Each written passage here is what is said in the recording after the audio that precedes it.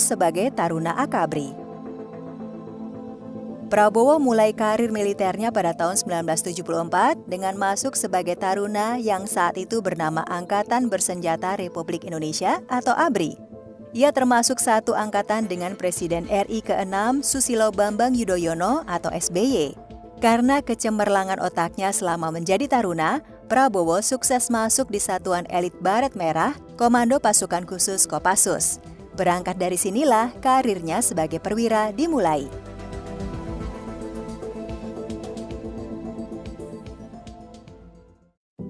Sukses melaksanakan operasi Nanggala di Timor Timur.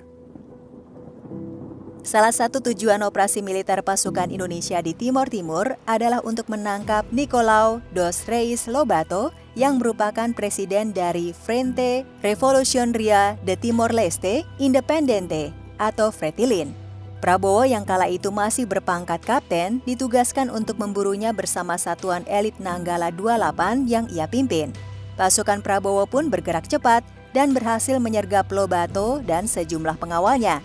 Pemimpin revolusioner itu akhirnya meregang nyawa setelah ditembak oleh Sersan I Yakobus Maradebo.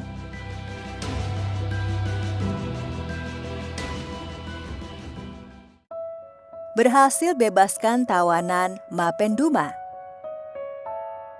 Prabowo juga pernah berhadapan dengan para anggota Organisasi Papua Merdeka atau OPM yang terlibat pada peristiwa penyanderaan sebanyak 10 dari 12 peneliti ekspedisi Lawrence tahun 1995 berhasil diselamatkan oleh Satuan Kopassus yang bekerja sama dengan anggota Kostrad. Saat kejadian itu berlangsung, Prabowo masih berpangkat Brigadir Jenderal atau Brigjen.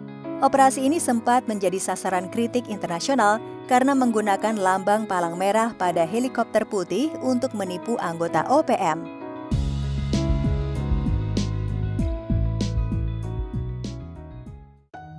Kibarkan bendera Indonesia di puncak Everest.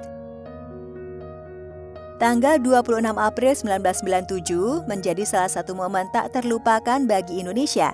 Bagaimana tidak? Sebuah tim ekspedisi yang beranggotakan prajurit Kopassus, Wanadri, FPTI, dan Mapala UI ini sukses menaklukkan puncak Gunung Everest. Prestasi tersebut diprakarsai oleh Komandan Jenderal Kopassus Mayor Jenderal Prabowo.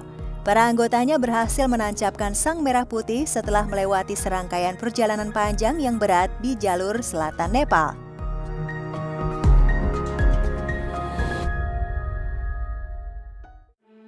Menjabat sejumlah posisi penting sebelum dilengsarkan.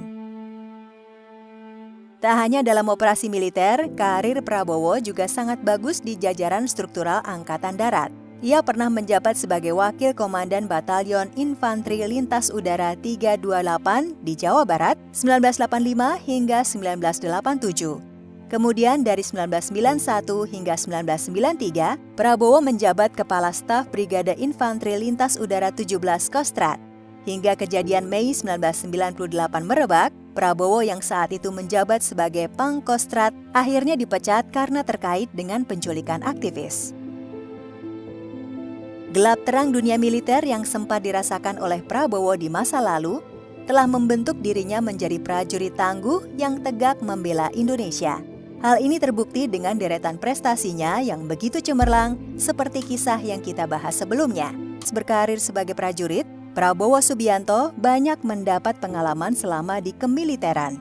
Ditambah dengan cara berpikirnya yang brilian, ia berhasil menapaki jabatan perwira hingga pangkat Letnan Jenderal sebelum akhirnya pensiun. Beginilah kekuatan Kopassus saat masih dipimpin Danjen Prabowo Subianto.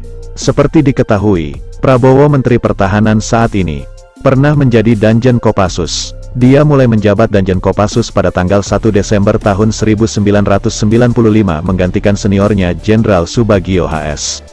Prabowo menjadi orang nomor 1 di Korps Baret Merah sampai tanggal 20 Maret tahun 1998. Mengutip buku, Perang Panglima, Siapa Mengkhianati Siapa, yang disusun Femi Adi Sumpeno dan A. Kunto A. Ketika mulai memegang posisi Danjen Kopassus, Prabowo membersihkan pasukannya dari kegiatan-kegiatan yang tidak efisien. Misalnya saja, mengefisienkan latihan-latihan, bahkan melarang perwira-perwiranya main golf. Padahal menurut Femi Adisumpeno dan A. Kuntoa dalam bukunya, permainan ini digemari oleh para jenderal.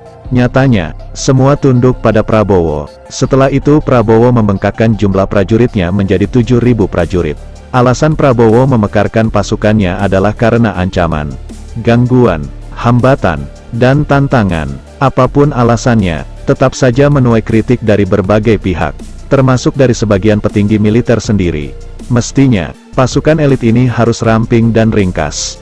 Contoh yang sering-sering disebut sebagai pasukan yang ringkas adalah grup gerak khas Malaysia. Pasukan elit negeri Perak itu hanya terdiri dari 3 resimen mirip RPKAD zaman Bahla. Kalau jumlahnya terlalu besar, namanya bukan pasukan khusus lagi, ujar Maijen Purnawirawan Syamsuddin, yang dulu pernah digembleng di RPKAD, tulis Femi Adisumpeno dan A. Kuntoa dalam buku Perang Panglima.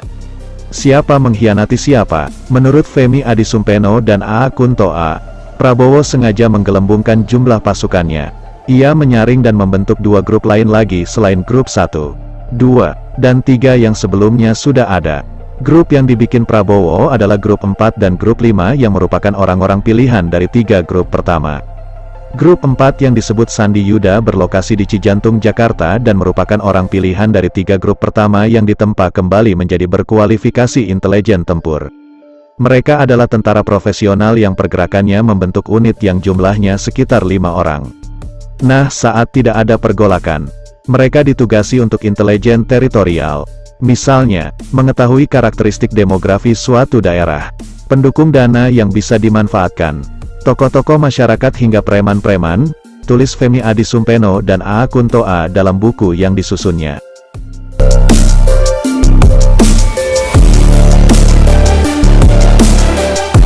Pemekaran grup oleh Prabowo ini, menurut Femi Adisumpeno dan A. Kuntoa, melahirkan genre baru dalam kemiliteran di Indonesia.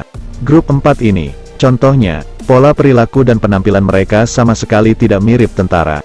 Cara bicara tidak patah-patah, rambut panjang, tidak pernah menghormat atasan atau yang pangkatnya lebih tinggi bila bertemu di luar kesatrian mereka. Mereka tidak ngantor setiap hari dan sangat jarang pakai seragam. Hanya pada saat tertentu saja mereka kembali ke kantor. Pendeknya, mereka sangat aktif berkecimpung dalam kehidupan masyarakat biasa. Misalnya di RT RW, perkumpulan terjun payung, jeep club, dan lain-lain. Konon, grup ini sangat profesional dalam penyamarannya dan juga sudah mendapatkan pendidikan perang kota dari Green Berets US Army. Di 3 hotspot di Indonesia yaitu Timur Timur, Aceh, dan Papua, mereka menyusup sampai ke kampung-kampung dan membentuk basis perlawanan terhadap GPK dari masyarakat lokal sendiri. Oleh karenanya kemampuan menggalang massa mereka sangat matang, tutur Femi Adisumpeno dan A. Kuntoa dalam bukunya. Sedangkan lainnya adalah grup 5 atau yang dikenal sebagai Detasmen atau Sat 81 disebut demikian karena keberhasilannya dalam peristiwa pembajakan pesawat di Don Muang, Muang Thai tahun 1981. Anggota Sat 81 ini adalah para prajurit pilihan dari grup 4 dan merupakan yang terbaik yang dimiliki Kopassus. Mereka memiliki kesatrian tersendiri di Cijantung dan terisolir. Klasifikasinya adalah anti-teroris dan akan selalu mengikuti perjalanan kenegaraan presiden.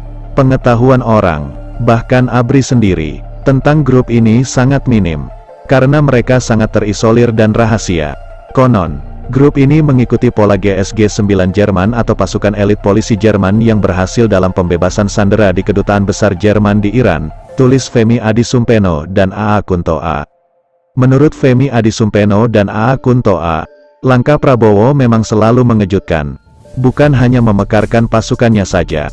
Bulan Juni tahun 1997, masih di bawah pimpinan Prabowo, Kopassus mengirimkan tim kecilnya ke seluruh kota-kota besar di Indonesia dengan tugas yang sangat rahasia. Bahkan, ABRI yang lain pun tidak mengetahui dengan pasti apa tugas tim kecil Prabowo ini.